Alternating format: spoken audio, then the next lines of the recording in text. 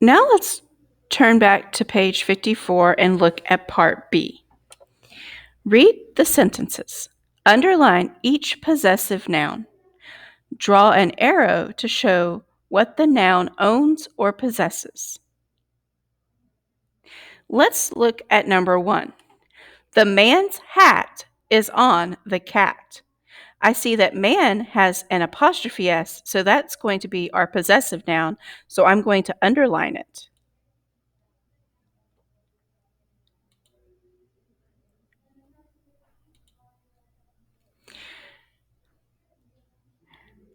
And hat is what he owns, so I'm going to draw an arrow from man's to hat. Let's look at number 2. Anne's big boat is at the port near town. What is our possessive noun? Which one has an apostrophe S? Anne's.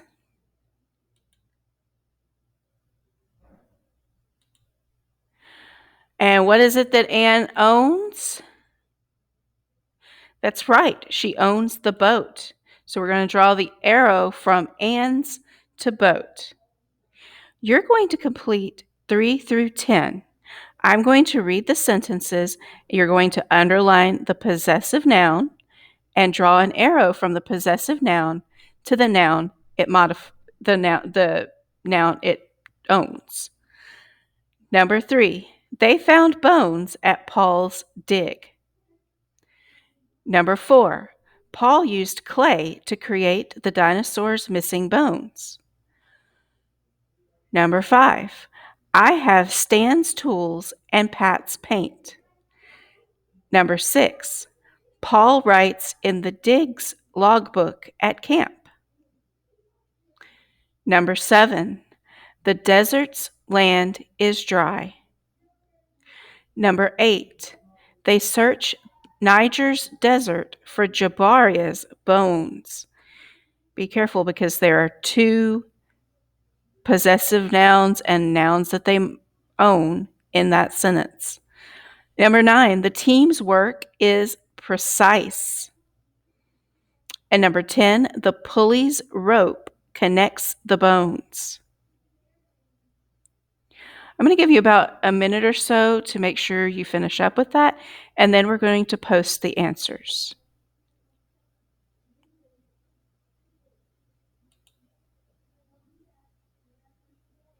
Before we move on, let's clarify the meanings of the endings S and apostrophe S. If I add an S to many singular nouns, what do they become? If I add an apostrophe S to a singular noun, what does it become? One apostrophe makes a big difference in meaning, so it's important to pay attention to the details when we read and write.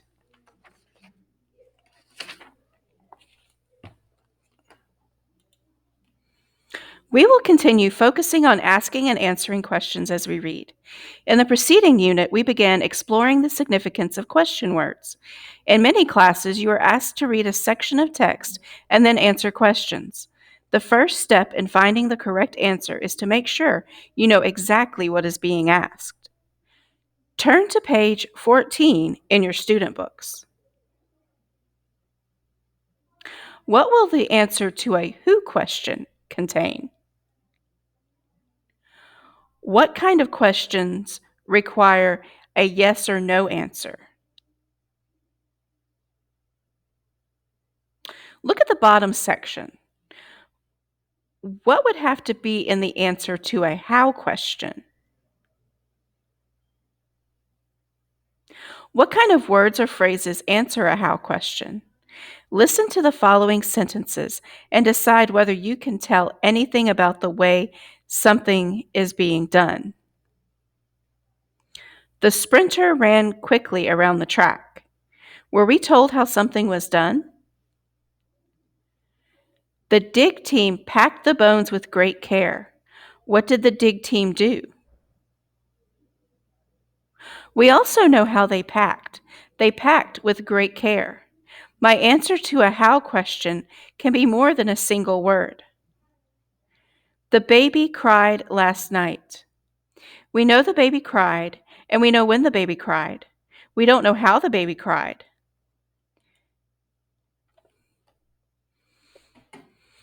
Think of possible words or phrases we could use to tell how the baby cried. I'm going to write those on the board. Along with being asked how you did something, you are frequently asked why you did something. Think about the last time you asked for permission to do something and you were told no. Even if you didn't ask it aloud, you wanted to know why. Whenever you have to answer a why question, make sure your response contains a reason or an explanation for the action. Listen to the following sentences to determine whether you know the reason why something happened. Beth missed the bus because she overslept. Do we know why Beth missed the bus? The game was delayed and I grew tired of waiting for it to start again. You know that the game was delayed, but do you know why? Think of possible words or phrases we could use to tell why the game was delayed. I will write those on the board. Mark went to the store to buy milk and bread. Do you know why Mark went to the store?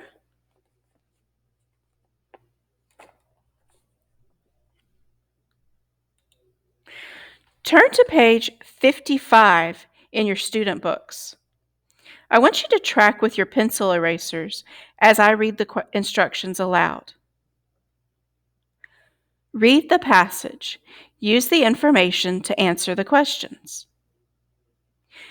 Before reading the passage, we are going to establish a purpose for reading by reading aloud the questions at the bottom of the page. Why is traffic a problem in the big cities? Why do bridges, roads, and tunnels need fixing? Why was it even worse in Boston? Most of the time, how did traffic move? How did Boston solve its traffic problems? I am going to read the passage aloud as you follow along with your pencil erasers. You will need to listen for information that would answer the how and why questions that we just looked at. Boston's Big Dig. Traffic is a big problem in cities. Millions of people use the roads to get to work and school. Municipal and city governments have the responsibility to maintain bridges, roads, and tunnels. But as time passes, all structures suffer wear and tear. Sometimes everything needs fixing.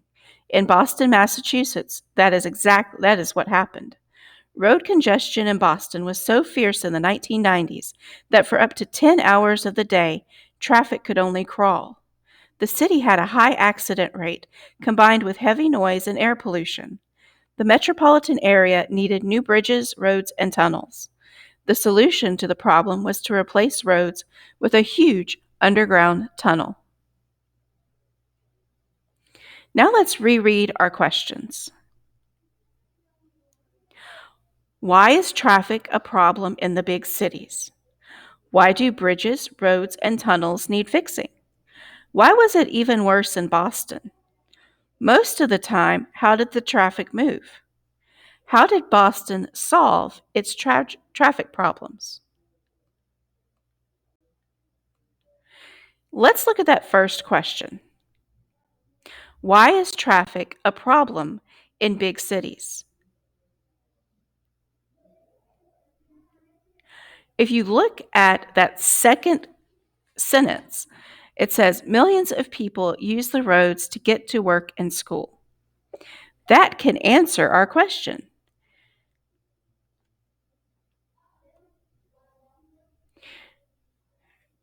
Remember, when we're looking at why, we're looking for a reason something is done. And we're often going to use the word because in our response. So traffic is a problem because, and what do we see in that second sentence? Traffic is a problem because millions of people use the roads to get to work and school. So I want you to write down that answer.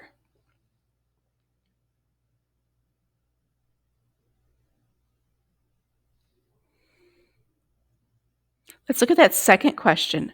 Why do bridges, roads, and tunnels need fixing? Again, we're looking for a reason, so we're going to use the word because in our response.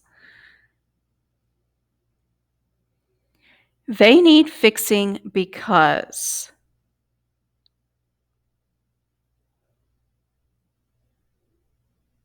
Who can find me text evidence that answers that question?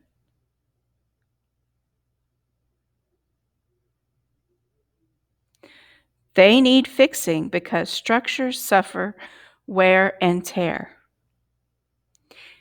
Now you're going to answer the remaining 3 questions, 3, 4, and 5, with a partner.